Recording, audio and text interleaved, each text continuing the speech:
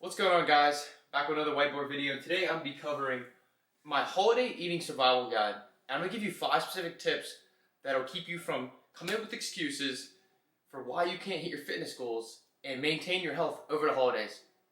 No excuses this time. Okay? So let's jump right into it. With the protein, we want to keep it high, and the carbs, you want to keep them low. Okay? You don't want to starve yourself throughout the day, but you also don't want to eat too many carbs because you're going to be consuming most likely a lot of carbs and high fat while at holiday events. Alright? But a good way to structure it is just to have a quarter of your plate carbs compared to half or whatever you're used to having. So a quarter of what you're used to having. Okay? I drew up a little plate of what it looks like to keep your protein high. The green is the protein, the red's the carbs, and then the purple's the fat. You don't want to completely eliminate the fat. You want to keep a little bit of fat in. Specifically unsaturated fats, so this would be like olive oil. It'll be like nuts. The reason you don't want the saturated fats is because most likely the foods that you're going to be eating at holidays are going to be cooked in butter and saturated fats, and you don't want to overconsume your saturated fats. They're not very good for you. Alright? So that's tip number 1. Tip number 2, this is something that you could implement because it's a strategy. It's the one plate strategy. It creates freedom. You can have whatever you want. People usually don't like trying to set rules and guidelines and tips for a holiday event because they don't want to feel restricted. But this creates freedom because you can have one plate of whatever you want. But once you already have that plate, no more. You can't go back for seconds. Okay? There are exceptions to this, but for most individuals, you probably should not go back for a second plate.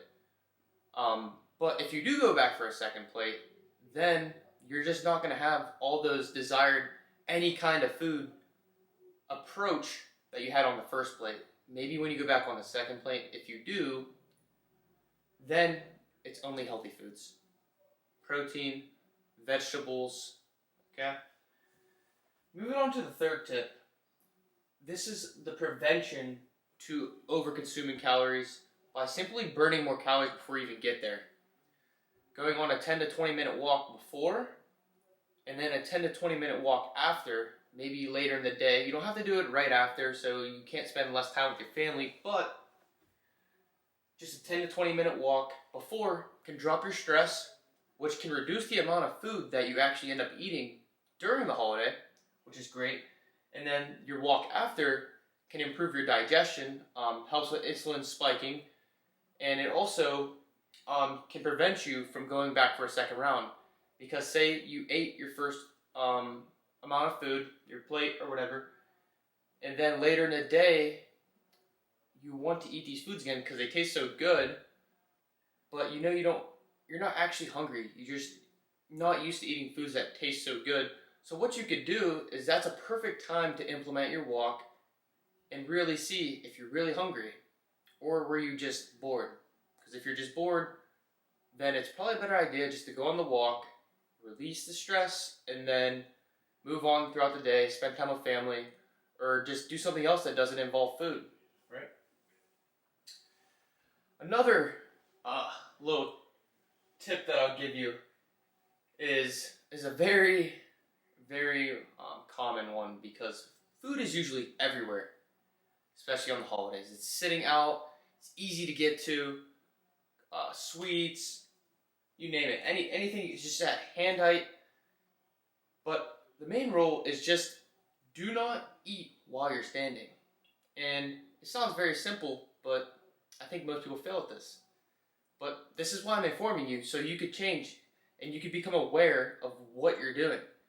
A lot of times people are talking and they're eating standing just because they don't even realize they're doing it. And the thing is when you have all these small little bites before, they do add up. You usually do this when you have dinner, for example. Some people do this, but it's a bad habit. But usually you do not do these things. You don't stand and eat. You sit down to eat. And then once you're standing, you're no longer eating.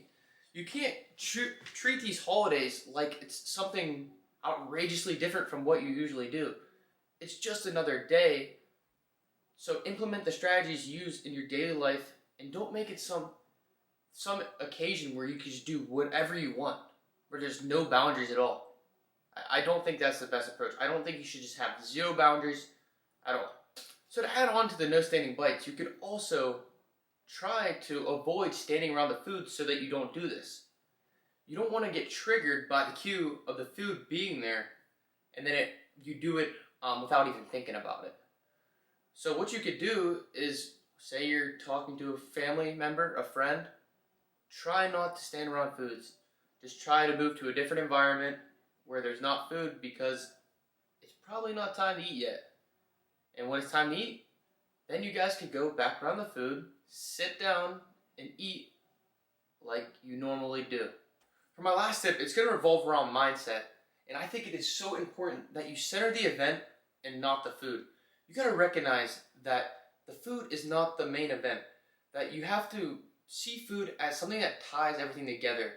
You're there for the good moments, the fun, the connecting with your family and friends. And the food is just a piece to the puzzle. Okay? So what I'm trying to get at mainly is you got to realize that more fun does not equal more food. More fun is more fun. It's created with you. You have to be a leader.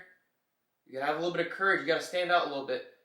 You can't follow what everybody else is doing at these events, because if other people are doing eating outrageously, that doesn't mean you just have to blend right in. Be different. Set yourself apart. Set the standard to be healthy over the holidays. If you made it to this point, I hope you can apply some of this and maintain your health over the holidays. Enjoy the food, have fun, but continue to hit your fitness goals. I'll see you guys in the next one.